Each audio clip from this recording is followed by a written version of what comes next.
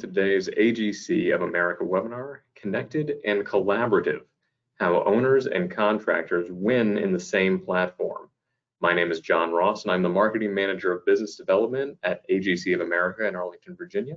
I'd like to introduce today's moderator, Eric Thomas, Manager of Construction Thought Leadership at Autodesk Construction Services. Eric, take it away. Yeah, thanks, John. And we're really excited to be partnering with AGC today on this discussion. And I'm really looking forward to learning from our speakers that hail from General Motors and Barton Malow. And before we jump straight into our fireside chat, I do have a couple quick housekeeping points to share. I promise to keep them really brief. First off, everything you're going to cover today is information presented to the best of our knowledge. But as you know, things can change, so please don't make any purchasing decisions based on any features or capabilities that end up being discussed that are not yet live. And of course, the line is muted to reduce background noise today. If you do have a question for our speakers, please use the question box that's found within the webinar platform. And finally, a link to the recorded version and a copy of the presentation will be emailed to all registrants within 3 to 5 days if you want to revisit the conversation later. And our first speaker today is Matt Hedke, Director of VDC Solutions with Barton Malow. Matt's a construction industry technology leader who's driven to change and improve Barton Malow, their partners, people, and the construction industry. Up next, we've got Brian Pappas, a senior VDC engineer, also with Barton Malow. Brian is passionate about using relationships to promote adoption of the latest and greatest construction software to drive efficiency, collaboration, and project execution. We've also got John Rad, Engineering Group Manager of Sustainable Workplaces with General Motors. John is an experienced facility construction professional who's eagerly working to solve problems with newer, more collaborative tools. And finally, of course, I'm Eric Thomas. In addition to serving as today's moderator, I host Autodesk's bi-weekly construction podcast, Digital Builder, and have supported the construction industry for nearly a decade. So today, I'll start us off with that brief overview of what brought us all here today. Follow that up by giving our speakers an opportunity to review the long and successful partnership between General Motors and Barton Malow. And then after that insight, we'll move straight into the fireside chat, turn off the presentation, and dig into today's topic on owners and contractors and how they can win when working in the same platform together. And then once our fireside chat is wrapped, we'll take some time to answer any questions that you might have, briefly look at Autodesk Build, and then close the discussion for today. And of course, it's no secret that construction has always faced a lot of challenges, but our industry consistently finds innovative ways to overcome them. And more often than not, companies are implementing technology to help. And as we've learned from our customers like Barton Malow and General Motors, it's important to remember that each company, project, and person may be at a different stage of the technology journey. And for those that are not collaborating already in a connected cloud environment, GCs and owners can be impacted by many common project issues, including out-of-date information, inefficient workflows, and lack of communication. But that's what brings us today. And as I mentioned before, I'm really excited to hear from General Motors and Barton Malow on how collaborating within a single connected cloud environment has reduced risk, connected workflows and data, and increased their productivity. So now I'd like to turn it over to Matt Hedke for a really quick overview of the historic partnership between Barton Malow and General Motors. All right, thank you, Eric. Again, appreciate everybody for joining in today. Yeah, just want to take a couple minutes and just expand a little bit on the, the history between Barton Malow and General Motors. And it really goes way back to Barton Malow's inception in 1924. And then, in the 50s there, you can see on your screen, it really expanded and grew from there.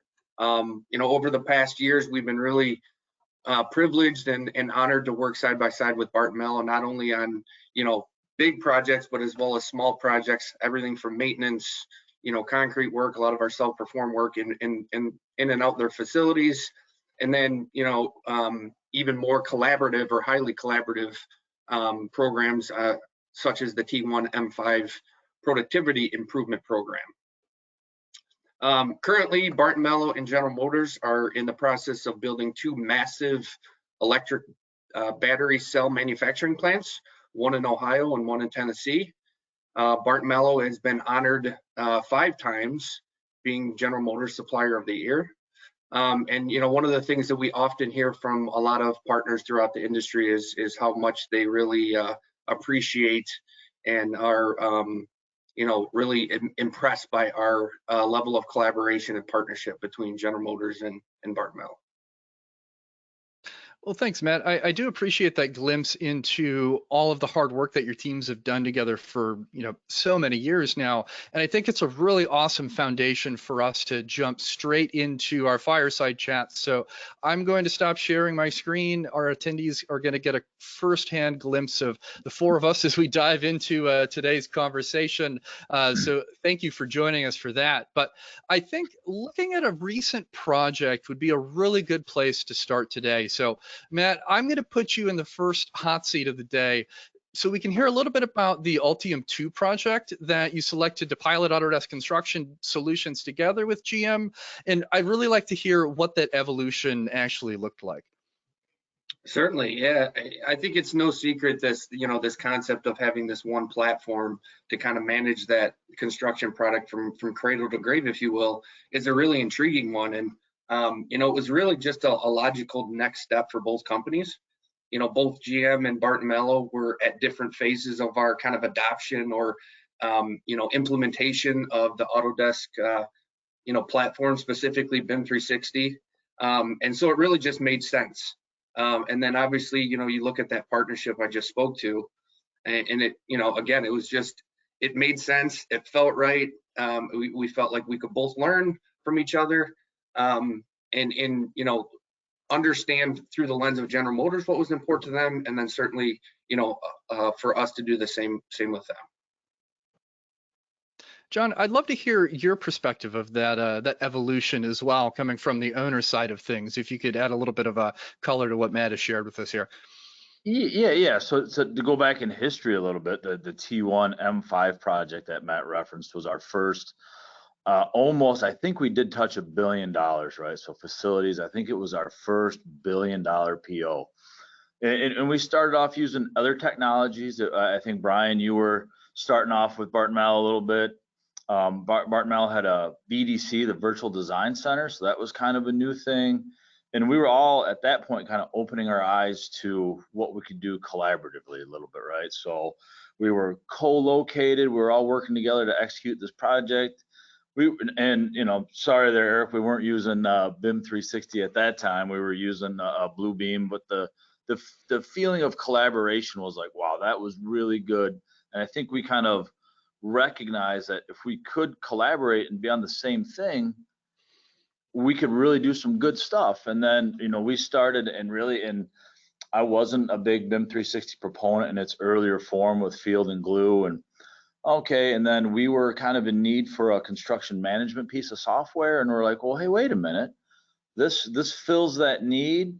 So we were digging into it and trying to figure out how we could use it for our enterprise, and then Barton Malow was already launched with Ultium 1, and then when Ultium 2 came, and the projects come faster and faster, and we're not getting, speed to market is king.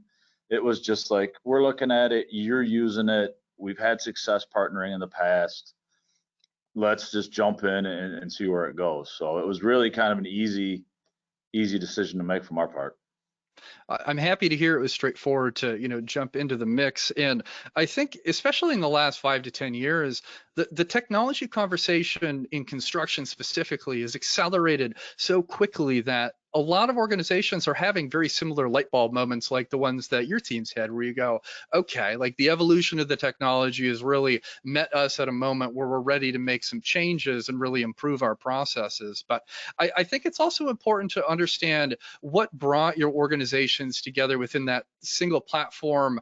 And I think it would be great to start by hearing more about the common pain points when other GCs and subs aren't on the same platform. And Brian, I'd love to hear the Barton Malow perspective first, as far as how that has evolved from your team and where the challenges really bubbled up that you've been able to solve.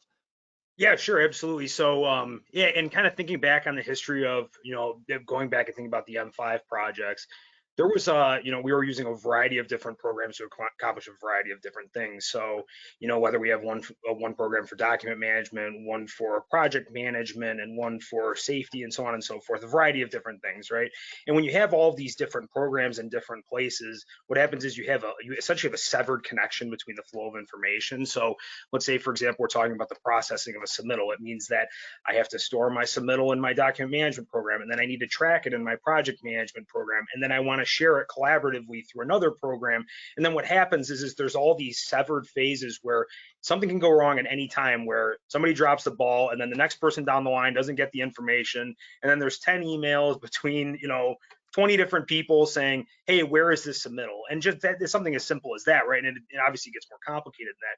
And I think that that's a huge pain point, and by having a unified platform where everybody comes together, that eliminates a lot of those issues. So really what it comes down to is being able to to be together in one place. Also having General Motors and our team, we've also had issues in the past with security. So one person may not be able to access this program, or we may not be able to access this program. And it's been, an exercise in being able to be together in one place doing the same things, and that's been a huge benefit to us. I appreciate that, John. Brian, John, do you have anything to add on to that one as far as the owner's perspective? Other than IT security kind of issues on our end, yeah, maybe a few things in there. Really, a lot of the same issues above it. And General Motors, is we've traditionally, back, let's say in the early 2000s, a new product to market was 5 years from the time somebody approved a clay model and design till the time it was running off the assembly line. The new Hummer EV is under 2 years from inception to product off the end of the line. So it's gotten really, really crazy for us. And in order to do that, we've adopted newer, first it was design build, and now we're getting into these IPD contracts, which by their very nature is much more collaborative. So we have maybe 10 or 12 really solid partners in both construction and engineering. And with all of those folks working on a different platform on our end, it's a bit of chaos. I don't know if I'm in Procore, or we got Dropbox. Well, my IT won't let me go to Dropbox, but there's Bluebeam, and then I'll put it in this other system.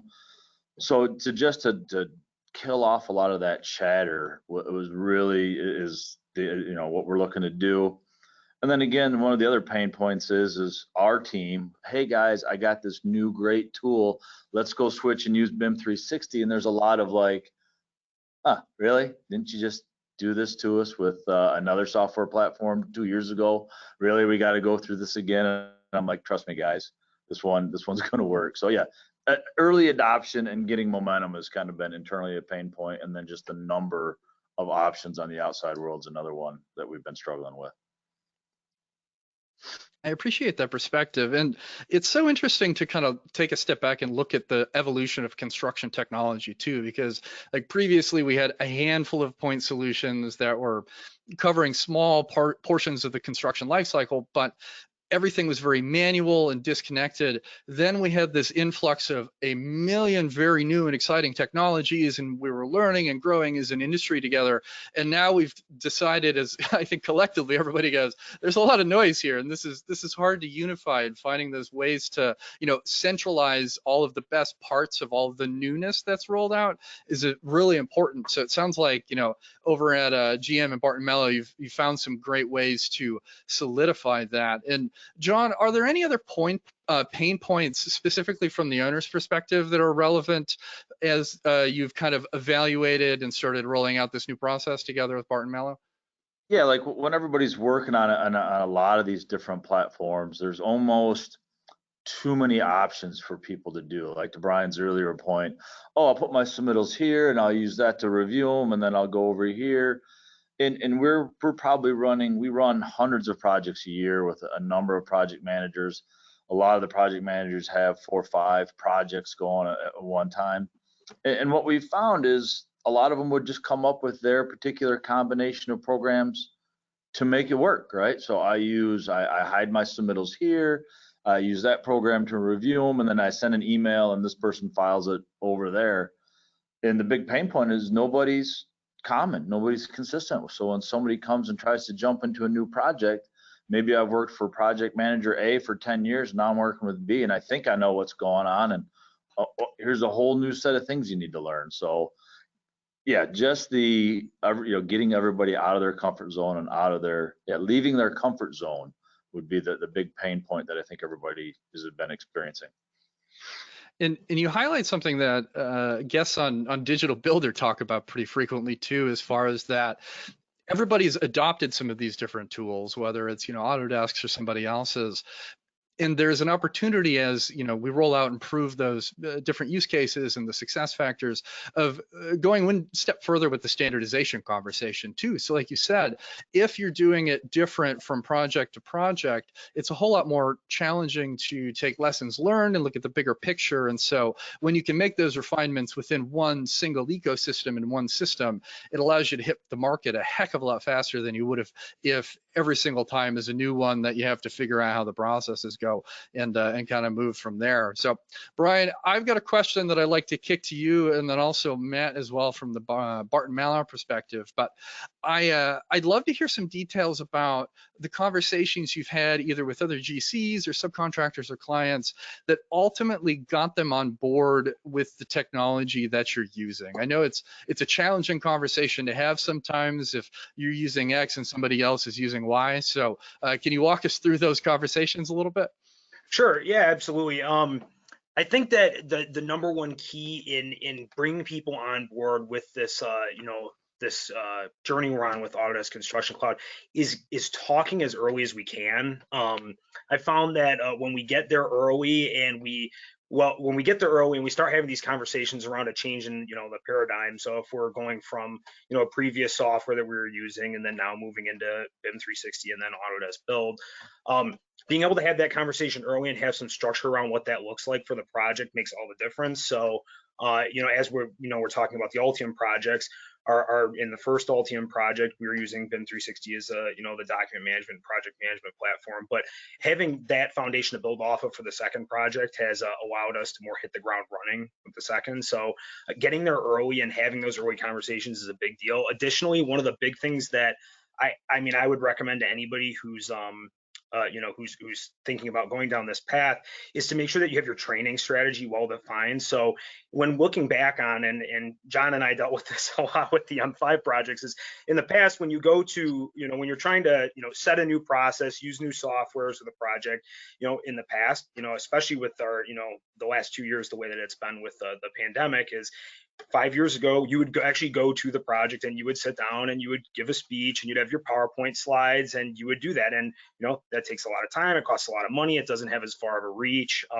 And really where I think that we've made really good strides with both our, our subcontractors as well as our design partners and so on and so forth, anybody who's involved in the project, is we have an on-demand training software or on-demand training program that we use to help quickly push out our processes and how are we going to use BIM 360? What do these processes look like? And depending on your role on the project, that information is parsed down to just what you really need to know. So it makes it so that you're not just looking at this monumental 3 hours straight of training, taking those processes and breaking them down into bite-sized chunks and presenting them in a way that people can go through them at their own pace. And then at the end, they we get a notification saying they've completed, and then project teams can then track who has not completed the training. This is really important because when you don't put the boundaries around what those processes look like one thing I wanted to say earlier that I think is interesting is, like, if you give people email, a storage system, and a spreadsheet program, they're going to find a way to do all of the things that you need to do, but it's not going to be well done, and it's going to be very different among this project, like to what John's talking about, project to project. Everybody's going to come up with their own way of doing it. Where is it going to be stored? How's it going to be tracked? What columns am I going to have in this spreadsheet? And by really putting those standards together and communicating them through the training platform, we've had really good success, evangelizing the program as a whole, not just internally through our company, but also with our, our partners on projects.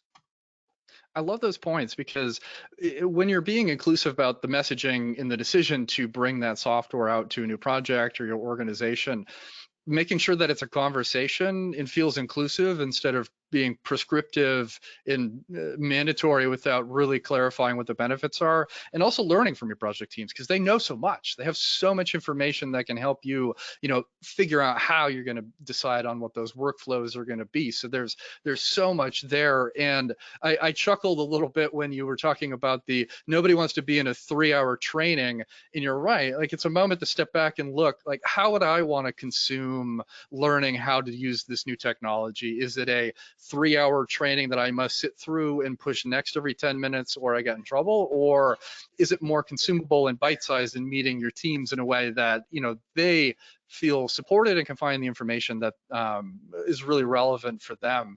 Matt, I'd love to hear from you on this one too, if you've got any extra color to add as you've kind of gone through this journey with Brian. Yeah, so a couple of things. If we could have required a 3-hour training and then like made it mandatory, like that probably would have been a lot easier in some cases, but we all know sometimes that doesn't work, right? But yeah, I think, hey, kudos to Brian and the team that put this training together. We found it really, really helpful. As Brian said, we kind of just looked at the roles within the platform and said, hey, what does the project team need? What do our subcontractors need? What do our own owners need? And we kind of built out those training paths or segments for them and broke that down into bite-sized chunks. And again, once they've gone through it and they've done it a couple times, maybe it's something they don't do as frequently, they can go back and watch that little snippet, that 1 or 2 minute video, or have that brief explanation to reference back on. And I think that's really, really important. I think the other piece that we found very, very helpful was just, the metrics behind it, right? As we try to push this out through our entire organization, how do we get those insights to know what project team members, have they taken the training? Are they using it to its fullest potential? Because, again, this is a big, it's a big platform, and we still see those pockets where, sometimes they're using the tool in the right way, or sometimes they kind of fall back to some old ways that they're comfortable with. And it gives us some insight as a team to be able to connect with them, understand, is there an opportunity that we can, set up a Teams call or a Zoom call or go out to a project site and meet with them. So I think those are just a couple things from my perspective that have been really helpful. Yeah, one more point that I'd like to add as well is, like, I mean, our training program, we have a general training program for our whole company, but one of the things that we've been focusing on, John and I specifically have been talking about a lot lately, is developing a specific training platform catered around the General Motors projects. There's a lot of different processes and stuff that obviously every project is unique, and you have a unique set of players and all that. So being able to focus in on specific projects or processes, like, how am I going to buy out my project, right? What information am I going to need? So on and so forth. Those are things that we're working on, right? We want to be able to have our General Motors project teams, both internally to Barton Malow and also anybody who's in the group, be ready to participate in a project that's for our client. I love hearing that, because it really hits some points that John made earlier, as far as that speed to market, where you've built your playbook now, where even if you have a whole new project team, it's going to be a lot easier for you to jump in and say, hey, here's Altium 16, like, here's the playbook for getting started and how we expect to use this tech stack. And everybody has a good understanding. And then when John's on the other side of the fence with GM, you're not surprising him with new workflows and processes. And now you've got some middles hiding in a spot that he wasn't expecting them anymore.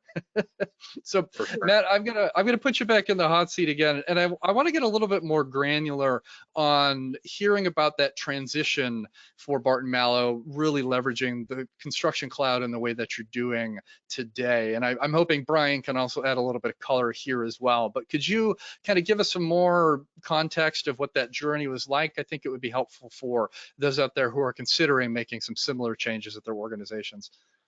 Yeah, certainly. So it's a common thing I say frequently is, change is hard. It's hard for all of us. And I think, anytime, ask my wife, she'll tell you that change is hard for me, right? And then technology is scary, right? It is what it is. And I think sometimes it can be very, very intimidating. So I think just going into any sort of transformation that you're looking to do, kind of keeping those two things in the back of your mind is important, and just acknowledging those sometimes can be very, very helpful. I think the other piece is that, be okay with just little small pockets of adoption, right? And just look for those pockets and identify those pockets. And then for us, one of the things that we were very, very fortunate with, whether it's, our relationship with General Motors, as we're talking about, that can help, kind of drive that adoption.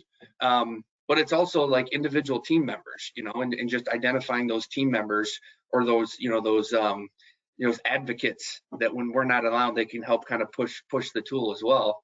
And then, once you start to get that established, then you can start to focus on proficiency, right? Then you can start to look and say like, okay, teams might be checking the box to say that they're using this particular tool, but are we being proficient at it, right? And I think those are two very different things. And then so, kind of wrapping all of this up is just, hey, we have a roadmap related to, how we're going to roll this out and how we're going to get to where we want to go. And I think it's really important to build one of those, right? Is set a direction with some target dates, develop that internal training that we talked about. That was a huge success for us. Brian was kind enough to voice over a lot of videos with his phone voice and get people using the tool and trained up on it. And everybody knows Pappas, and they know that their best interest is at hand, right? Brian, we're going to have to get you a fancy microphone. Yeah, well, that's on its way. I'm going to get that ordered today. But then also, we talked a lot about workflows and standards, right? And I think, again, just establishing those and being very intentional and thoughtful around, what do we want to do related to workflows and standards? Because, every project and every client is a little bit different, and I think that's okay. I think you're right on the money. Brian, do you have any extra nuggets that you can share with our audience as far as that transition? Yeah, sure. So I think that the number one, I guess the biggest difficulty that we faced in our transition was that people were very secure in the way that files were managed previous, to moving over in the Autodesk Construction Cloud. And what happens is I think that people become focused on, people historically become focused on one or two functionalities that, hey, I can't necessarily do that anymore, or maybe this is a little bit different. And I think that shifting the mindset from looking at the individual pieces to looking at the whole has been, an important part for us. Because if you think like document management, particularly in BIM 360, is like the core of all these processes, and having that core makes it, it's necessary for all the other functions. So, and then once you think about all the things that you can do when you have your drawings and your files stored in one place, and you can use Microsoft Online to access and edit your files and so on and so forth, really it really extends our leverage, and it also consolidates things into standard processes, to what Matt was saying. Because it is intimidating the first time that you open a new software like that and you see all of these modules and all of these different buttons, and you're like, oh, hey, where do I go from here? And I think that by distilling those things down into standards to follow, I think are good things. Also, having open lines of communication with Autodesk, and additionally, with our team in VDC, being able to answer questions and provide support, especially where there's, particular workflows that need some focus, right? When you're talking about a standard submittal workflow, it's not necessarily too difficult to adopt. But then when you're talking about, hey, I need this person to review it, and I need this person to review it, and you have a variety of different people, it's good to get in and plug in and make sure that those things are all detailed out. I think additionally, one more piece of this all is that I think one of the funny things is that at the beginning of, so I'm thinking back to just before March 2020, I remember as everybody was beginning to go home, I thought it was going to be a 1 to 2 week thing, but it ended up being a 2-year-long thing and counting. But and so I remember there was a lot of uncertainty surrounding, like, we had just started really our transition in the Construction Cloud, and we had been transitioning from Skype into Microsoft Teams, and there was a lot of uncertainty around that. And it's funny to hear the status from where we were there to where we are now, because people are much more, they're so comfortable using, everybody's so comfortable using Microsoft Teams, right? And I mean, part of it's out of necessity, and people are so comfortable using BIM 360 because everybody's in one place, and if General Motors needs to see something, or if one of our design partners need to see something, they can have the access to do so, as opposed to being in all these different programs. So it's kind of cool to see where we've come over the last year and a half, for sure.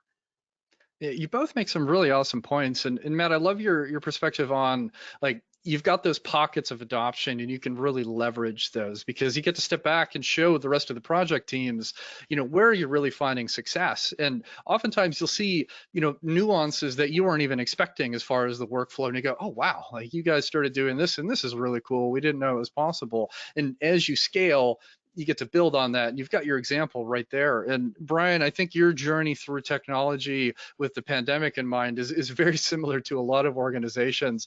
And Yeah. construction's an interesting one too, because it's not like a tech company, much like Autodesk, admittedly, where going remote for a large percentage of the organization is a little easier because we're not building a physical thing. And so the nuance of navigating that and adopting all of these different technologies into the state we're in today was definitely a start and go kind of thing. But if you look at that as a silver lining, I guess, as far as the pandemic goes, it really did accelerate the digitization of our industry in a way that ultimately leaves us for the better, because we're streamlining workflows, we have less data loss, there's less confusion, and then there's also a huge safety element too, where we've pulled a lot of things off site in a way where we can control them more, whether it's to have less people for a COVID reason, or if we're looking at prefabrication as options because we can build in that controlled environment, et cetera, et cetera. I'm sorry, I'm a giant tech nerd for all of this stuff, so I get really excited when we kind of get into this point and look at the last couple of years. But I'd like to move us back to looking at the relationship between General Motors and Barton Malow. And Brian, you shared some stuff with me the last time we spoke that I think would be a great starting point for this. But could you tell us a little bit more specifically tied to the workflows that were shareable between General Motors and helping them transition into this new way of collaborating within the Autodesk Construction Cloud? Yeah, for sure. I think anything that I'm really speaking about all comes back to unification. One of the big things is that, like, whether we're looking at our submittal workflows, our drawing management workflows, our issue tracking workflows, and a whole variety of other different things, right? There was a barrier, there were silos between us and General Motors in the past, right? And I think that by having those workflows hosted in a place where they have access to it, we can make sure that everybody is seeing the latest and greatest stuff. So that's just a quantum leap in and of itself. So I think that another big thing is that we don't need to put so much effort into duplicating effort, right? So in the past, it would be like, let's say, for example, we're managing our drawings. It would be like we would have to update our drawing set, and then we would have to take that information and then put it in another place, and we would do that to to make sure that GM was able to see the current drawings, right? But there's always hiccups in that chain, in that line, the logic of the workflow, right? So being able to have us all looking at the truth, I guess, is a great benefit. If anybody needs to see the current construction drawings, they can go there. If anybody needs to see all of the closed submittals, they can go there. And then additionally, kind of looking forward, and this is something that John and I have been talking about over the last few weeks, is using one of the things that we're talking about is using ACC Connect to, in the end of a project, push our information over in a General Motors environment so that they have it for their record keeping, right? That's great that we can have it on our end, but in the end, we want to make sure that they're able to move forward after the project is closed and gone. They can pull from that information and, so on and so forth. And, John, I know we've talked about, the ability to have kind of that library of submittals in the past, and that's what I normally think of is when pushing that over, right? Yeah, I think that connection ends up being so incredibly important as we look how we streamline these workflows and make sure everybody has that data. I think we're all familiar with the dreaded moment of finishing some portion or scope of work and then being delivered new shop drawings that indicate that that scope of work needs to change. And being able to sidestep those hiccups is a heck of a lot easier when you're working in a cloud environment. So also, John, I'm going to kick it back to you, but I do want to remind our listeners, if you do have questions for us once you do ramp up the Fireside Chat, please stick those into the questions box and we would be happy to answer them. But John, I'd love to hear the General Motors perspective of this part of the conversation. Yeah. Before I get into workflows, I'm just going to jump back to transition a little bit and just kind of reinforce to be happy with the pockets of wins you get in your organization, right? It's very easy to get frustrated with, hey, the implementation's not going as smoothly as I'd hoped, but just really celebrate the ones that are doing it well. We do that, right? We hold up other teams. Hey, these guys are doing it as a way to get going forward. And then one thing I think Brian and I learned way back when we started M5 was just to repeat the training, right? We make ourselves available, and you just keep, it just takes, you have to have that discipline to keep going. And then fast forward to the topic of workflows. Yeah, I think the most important thing in all of this was really to take the time out, and I took the Barton Malow's training, or the online training that Brian's talking about, right? We knew it was out there, but none of us on our team had ever seen it. So I'm like, all right, just give me a link and let me go spend an hour or two going through it. And you understand where Barton Malow finds value in data, right? So it starts to make sense of what your workflow is. And as I watched the videos, I went, oh, I need that, could care less about that. That's super important to me. So that's really what we've taken to build up our current work, you know. And I kind of just marvel at the start of my career. It started off with roles, and I just remember the days sitting at my desk at the architect, and you would just get these monstrous rolls of shop drawings, and you'd go down to the drawer and get yourself a fresh set of markers, sit down and go, okay, I'm checking shop drawings for the next 3 weeks or whatever it was. And now you look at, like, okay, do we still need that same workflow? Do I need to print drawings? Do I need to stop the work and then review? So really, it's just asking. I think this whole cloud platforms and the collaborative nature just forces you to ask the question: Are my workflows based on something of the past, and what's really important? And can I just get to the good stuff and go? One of the things we're working on, or hopefully we get to with all these submittals, the amount of work that we do with Barton Malow, I don't need to see this form release agent submittal for the 75th time just because it's a new project. Can I just say, I've used this thing 15 times, you use it 16 times, done. So can I start a project 3/4 of the way done with my submittal process? And okay, this drawing review is the exact same as the other one, and can we, you know, where can we cut these things out and go faster? But anyways, when it comes to workflows, it's just understand what your partner's needs are, why, what information they need, and then the solution kind of works itself out from there. Yeah, with the advent of the iPad, and now, you know, everybody's got one of these in their pockets, which suddenly has, you know, 200 rolls of shop drawings magically captured in real time, you know, at the latest and greatest versions. It's such a game changer. And when you're able to build the workflows on top of just this really innovative and incredibly powerful tool, you're in such a better seat. But John, I really like how you kind of walk through taking the moment to step back and like think about your workflows and have that opportunity, especially if you're changing technology, to have those sometimes difficult conversations and say, like, okay, why are we doing this? What's the intended outcome? And if we're not getting that outcome, what can we change to either streamline it or find a new outcome? Like there's some really good conversations you get to have, and especially when you have a relationship with Barton Malow like you do, you can be a heck of a lot more honest, I think, especially building on those previous experiences. So I really appreciate that insight and context into, you know, how your team has looked at the iterations and the changes. So I think we've covered really great ground about that collaboration between your teams. And Matt, I'm going to put you in the hot seat again. I want to go one click deeper. We're doing another step into the day-to-day now. And could you really tell us what's different for your teams now that everybody's working in that same platform in a more unified and planned out workflow than it was in the days of yesteryear? Yeah, definitely.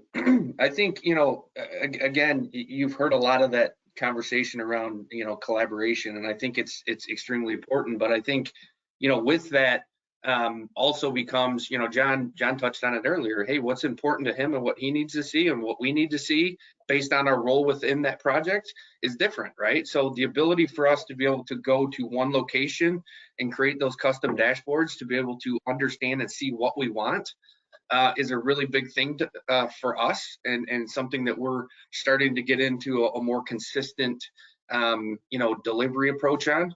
I think the other thing, you know, quite frankly, is just that the concept of standardizing from job to job, you know, things like folder structure, right? So, going back to John's point about submittals, right? Folder structure can be in the same conversation, right? How do we standardize that? So as we go from project to project, it's consistent, right?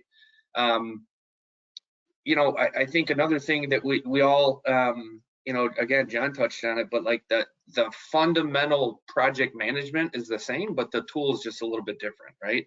So I think, tying that concept to then training was really, really important to us. And, we still get, we still can put this on-demand training out there for people, and it's been great, certainly through the pandemic, as we talked about, but it's also really important to, find those people on the project that we can connect with, because the rest of the people on that project have a very, very different understanding, and they're going to listen to that person a heck of a lot more than they are me, right? Because of that, the nature and the relationship on the job. And then again, we've all talked about, kind of where we want to go, and some benefits that we see related to, some of those inefficiencies that we have. So, huge kudos to Brian and John. You've heard them say it a bunch of times throughout the day, but those two have been kind of joined at the hip, looking at, hey, how do we improve it, workflow, and how do we create efficiencies and eliminate inefficiencies? So it's been fun to see, and we're not done yet, certainly. Yeah, I can see that you're nerding out on the technology, much like I am on the back end, as far as seeing how things grow. And I really like your point about the fundamental project management staying the same, because if you can qualify that to your staff as you bring these new tools out, you get to meet everybody, regardless of how comfortable they are with digital tools and technologies. So you can, show your junior project manager who's coming in, he goes, yeah, no, here's the new tech thing, and he's going to be excited and builds on those project management principles he already knows. Or you might have just this rock star project executive who's a little bit more hesitant with those digital tools. But as long as you can showcase, like, it's not different in how you get, or how you handle these projects. It's how you manage the small nuances and improve the nuances in a way that lets you go home, at 5 p.m. instead of 9 p.m. at the end of the day. But John and Brian, I'd really like to hear your take on this as far as that day-to-day change as well. Yeah, so, I don't think we're not, we're still in that transition phase, right? So we're not quite there yet, but, what I'm starting to notice, which is really kind of nice, is there's a lot less of these kind of like nuisance emails. I'm seeing a lot less of just a random drawing get sent to you and, hey, can you have somebody look at this? And you're like, I got a zillion projects going on. I don't know where this came from or who it needs to go to. And now I have this drawing. What the heck do I do with it, right? So those are starting to fall away. Then we're getting a lot more, there's a few other projects where the people really adopted it. And you see people really using like the issues and some of the other tools and the meeting stuff, and they're using them very effectively. So the meetings go, like, you walk out in 25 minutes, or you're on your next Zoom call, but you're like, okay, that meeting hit all the points. I didn't have to sit around for a long time. Those answers, they get documented. Maybe I missed a meeting. Oh, somebody answered this issue. I could look at it real quick and go, oh, okay. I didn't need to sit in a meeting for an hour to figure out who did what. I see the issue and it's on my dashboard. Okay, I'm done. And then the other encouraging thing, how my day is changing. Today I had a meeting with my team, and a lot of the team members are asking questions. Hey, can we do this? Can you make it? So they're starting to like get excited and starting to make suggestions, and it's nice, but I have to kind of like temper them a little bit. Like, okay, let's stay on a steady change and not flip things too quickly, but they are starting to see the benefits, and other people uncover rocks and good ideas that you have no idea really exist until somebody says, hey, can we do this? So I love that. You get to curtail those light bulb moments and really showcase the enthusiasm for the work, but make sure you're rolling it out in a manageable way. Brian, how's your day-to-day changed since all of these have kind of rolled out? Yeah, I mean, two really basic points, and they're both kind of interconnected. Are, we talk a lot about the collaboration amongst everybody, right? But like just looking at the individuals, you're going to one place to find everything. In the past, it would be, looking through a bunch of different programs, and now it's when, you need to look at a submittal, or you need to look at, your drawings, or you need to look at meeting minutes, or you need to look at open issues, those types of things. You're going to one place, and then I think that leads into the idea of and this kind of talks about what kind of with what John was talking about, like eliminating the noise, the emails that are just kind of I guess unnecessary in some cases. Being able to go and find your own information. There are plenty. I mean, and don't get me wrong, it still happens. Like, I mean, it still happens. But people will be like, "Hey, I can't find this. Where is it?" Which is fine. You know, if you can't find it, you can't find it. But there's a lot less noise surrounding just like, I can't find this. Where do I go for this? It's very simple to say, okay, if you're going to go to, you know, if you're looking for a submittal, you go to project management, you click on the submittals tab, right? And that ability to, it eliminates non-value added waste, right? Not having, you know, people have to recommunicate a process for finding something or where something is. And by no means is that completely eliminated, but it is, I think, drastically reduced, which I think makes things easier on people, allows people to spend more time on things that are actually, you know, that are actually important in providing value to our team. So.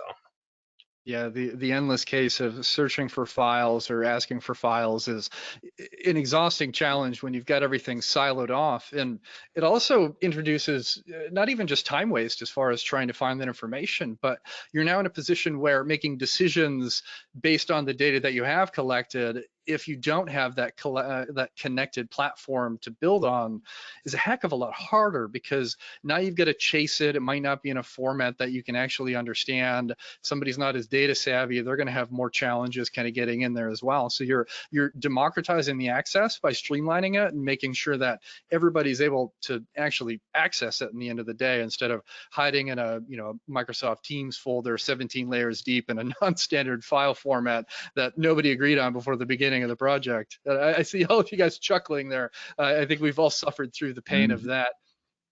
So I want to step back now from this nuanced kind of day-to-day conversation, and I do appreciate the look at, you know, the more granular detail, because I think especially for everybody out there listening, they're getting a better understanding of, okay, like how the heck does this actually apply when we're rolling it out? How does this impact our teams? But I'd like to look back and just think big picture from the project level now, and I'd love if we could get the GM perspective to start off with. So John, can you highlight some of those big project successes that have unfolded as you've rolled out all of these different platforms, or this new platform that you've centralized on? Yeah, like, you know, so you've heard us talk about Altium 2, but Altium 1 is further along in construction, right? Altium 1 just kind of got kicked off this spring. But Altium 1, I think it's probably our biggest. It's 3 million square foot building. So that's the size of this building, plus all the other outbuildings and switch yards and all the things that come with it. So it's a big turnover project, right? There's a lot of O&M manuals, there's a lot of training. It's a brand new site. I'm feeling pretty good that we're going to be able to turn this job over probably faster than we ever have in any other job, to be pull up stakes and be done. Not like, how many project meetings have you been in where they're like, oh, I'm 95% done, and you're like, haven't you been 95% done for like the last 3 years? I mean, how long is this last 5% going to take? I look into the Altium 1 folders and the deliverables, and you're like, yeah, stuff's there. There's not much. It's getting done as we go. So I'm looking really forward to that. And I think the outcome of our current collaboration, right? So Altium 2 and this other battery project we're working on, the team. So there's probably 10 to 15 GM folks involved in those projects, and probably 20 or so Barton Malow employees. And 6 months and a year from now, we're going to have, you know, 30, 40 people who know how to do a project. So if we got to spin another one, the learning curve is going to be gone, and it's just going to be that much fewer pain points at the beginning, and we can spend less time training people and figuring out what we're going to do, and more time figuring out how we're going to solve the problem that our collective, you know, leadership has given us, right? Hey, how can you take another 10 weeks out of the schedule, or how can you save some more money, instead of, well, how are we reviewing drawings again, guys? I don't know. Let's put them over here and I'll email you something. So I just think the experience is what's really going to pay big dividends. I think the two jobs are going to be done very well. I think they're going to be successful, but the people capital and their abilities at the end of all this is going to be the big win. John, so I think what I hear you saying is you prefer the new method that is digital first versus the big box of binders and CDs and rolls of shop drawings just dumped off at your office. It feels like a better method to wrap up a project. Yeah, and I've been a facility manager on the other side of that, right? And you just get all these O&M manuals. And I remember on the job we did in Mexico, I'm talking to the facility manager there, and I'm saying, we're going to give you everything digitally. We're not going to give you the thick binder or whatnot. And he's like, my guys can't, my guys can't use technology. I need paper. And I'm like, what do you mean you guys can't use technology? Look at the break room. Every single guy's on his phone, probably trading stocks or Bitcoin or something like that. They can use technology. And then I took them out. There was literally like a 3/4 size trailer where all the O&M manuals were. It was a whole like 30-foot long trailer. And I'm like, all right, if you want paper copies, tell me where you want them all delivered. And then this conversation was, yeah, okay, we'll take the electronic ones. So, and then how many people have been in that drawing room, right? It's just 10 feet of old drawings, and you're like, what am I going to do with this? So yeah, I'm definitely a big fan of the digital stuff. Yeah, the new model definitely feels good from that perspective.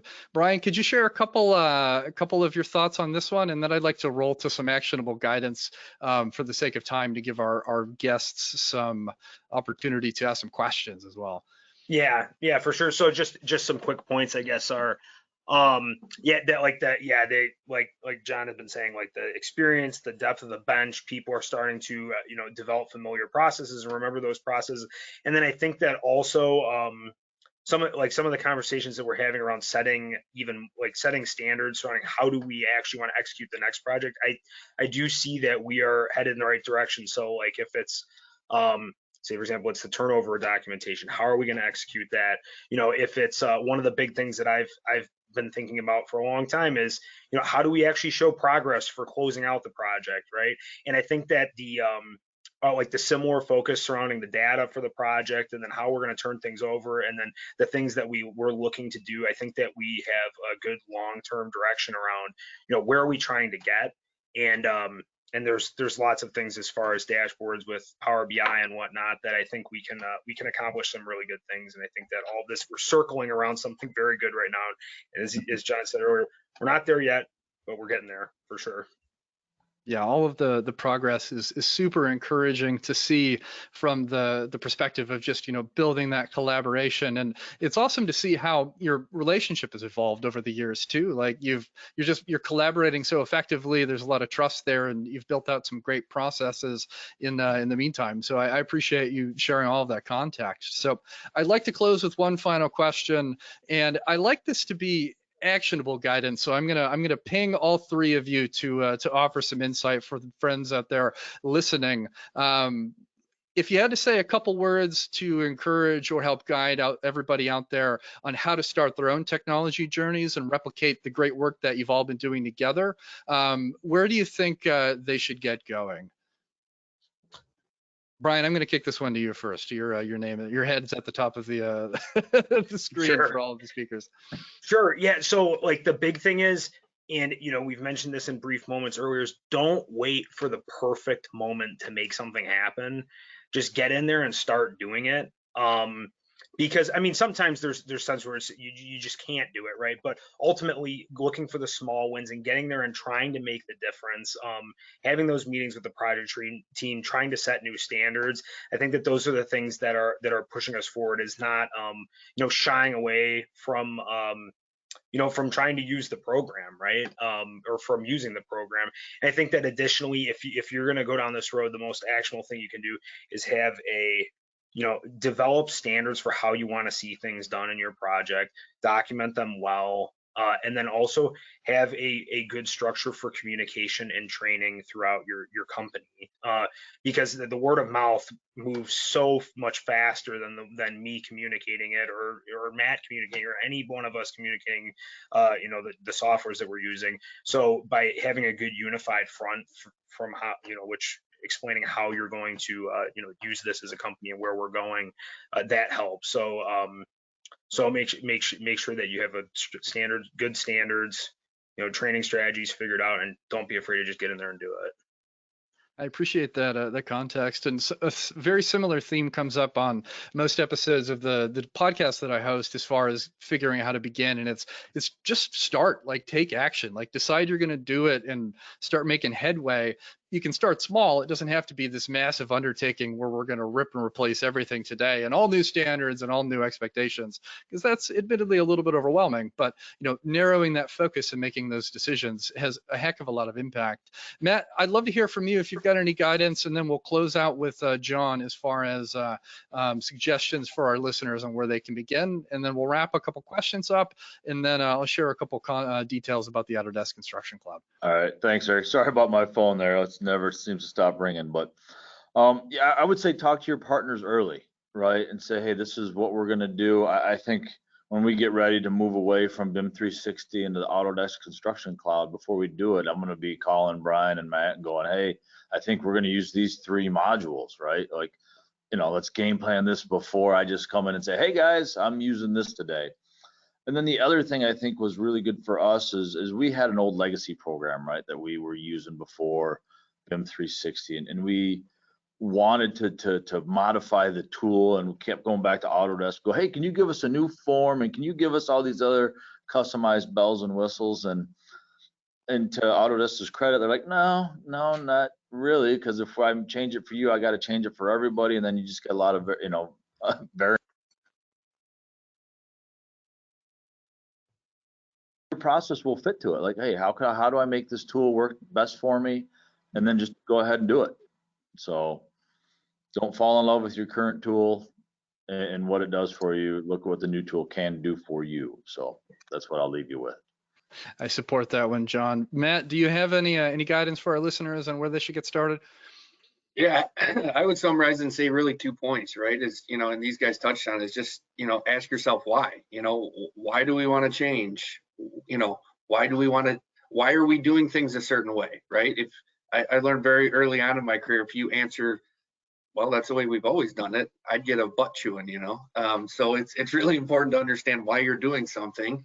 And don't be afraid to challenge those old processes, right? And then once you kind of have game plan, like these 2 guys talked about, and you've got a training program and you understand, what you want to implement, just rip that Band-Aid off and go for it, and that's oftentimes what we do, is we try to, think through it and strategize as much as we can, but at some point you got to go, right? Because if you don't, you're going to get passed up.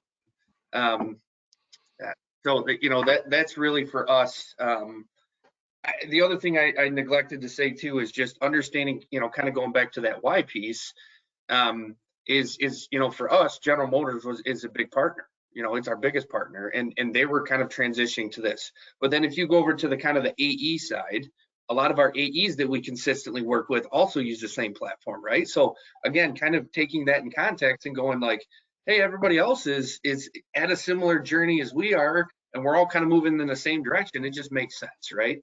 So again, I think that's ties to the why and the ripping off the Band-Aid and going. So hopefully that helps. I appreciate that context. It's that, like, let's just get going and figure it out. You can only plan so much, otherwise you get stuck in decision paralysis land, and ultimately don't end up making a lot of changes, which doesn't do anybody any benefits if you've really found some ways to improve your workflows. So I think we've got time for one question. I know we're right at the hour. Hopefully this doesn't magically turn off right at 3 p.m. But I think it comes back to data. Like the data conversation is one I have all the time, and I think it's an interesting and equally challenging one. And I'd like to hear from one person from GM, well, obviously John from GM, we only have one from GM, and then one person from Barton Malow on this one. But as we start to gather increasing volumes of data and centralizing on platforms in a way where we're able to be more actionable about how we consume it and make decisions from it, where do you see the future of your organization's relationships going with data? Or if that's a tough question to answer right now, even just any thoughts about that data volume, I think will be useful for our listeners. Yeah, well, I think there's only one to truly leverage this. I think there's only one direction. We have to come to an agreement that the data is our data, right? So it's not like, oh, my model data is over here, I must keep it because I don't trust Matt because he's going to change it. Now something's bad's going to happen, and now attorneys get involved. we haven't figured that out yet, but there has to be an agreement like, hey, we all take equal ownership of this and we all use it to our benefit. There's just a lot of data paranoia, and that's the one thing that's kind of keeping us held back a little bit right now. So once we break that, yeah, I think it's just going to be our data, right? It's definitely a challenge, and you kind of alluded to something that I think helps when it's relevant in this industry is picking delivery methods like IPD or integrated project delivery, because now you're a little bit more incentivized to be transparent about that information because you're collaborating collectively as one versus separate entities. And the nerd in me can ramble about this for 10 minutes, so I'm not going to today. But Brian, I'd love to hear your take on that data conversation as well. Yeah, sure. So I like just like John saying, I see us collectively owning the data together, right? Because I mean, the ways that I want to use the data are completely, maybe completely different than the way that John and his team want to use the data, right? Like I'm more focused on, say for example, why is something taking so long to answer, and is there a weak link in this process that we need to address? And especially when you're looking at integrated project delivery, where we all have this piece of the pie that we're all trying to do as well as we can come together and solve these problems. That's the way that I see it, but it's not exactly the way that John sees it necessarily. So being able to for us to collectively have access to that and then parse that information out and do with it as we want is important, right? And those are some of the things we're working forward towards. Especially one thing that I'm just thinking about in particular is in the future with Autodesk Build is the idea of having the bridge between my project and another hub's project, right? Being able to actually actively share information, right? And not necessarily have to do an automation or something like that pulls and set things up. It might be a lot more simple in the future. So. Yeah, I agree completely. You've got that centralization within one real meaningful platform that covers the entire life cycle of a project. And when you do that, it changes the conversation so much because you're not importing data, you're not exporting data, you're not moving it around. It's literally just there because you started within this system, in this ecosystem, and you ended in it as well. And it has a really big ROI. So I've got a couple slides I'm going to share really quickly. Thank you for answering those couple of questions here. But of course, to close out our conversation, a quick look at Autodesk Build, which is obviously a part of Autodesk Construction Cloud. Build empowers builders with a field execution and project management solution that successfully allows everybody to collaborate and deliver projects on time and on budget. We have a ton of capabilities, as I mentioned, that cover the entire life cycle of a construction project, which I think is really important to consider as you evaluate construction technology, because you're not doing that importing and exporting of data. It's all simply available for you to use. The ACC ecosystem, of course, is widespread. So if you are using tools in your workflows that are critical to getting your job done, making sure you pick something that has that platform approach but integrates with everything seamlessly is an absolute critical element to consider. And then, of course, a lot of our customers feel the same way. And of course, thanks again to our friends at AGC for supporting this discussion and our speakers from GM and Barton Malow. A quick poll should pop up that allows you to say if you're interested in learning a bit more about the Autodesk Construction Cloud. I sincerely hope you are. I know we ran over time by a couple of minutes, but again, thank you so much for joining us in this conversation. And if you've got any additional questions, please reach out. I'm sure we'd be happy to help you out on that one as well. Thank you.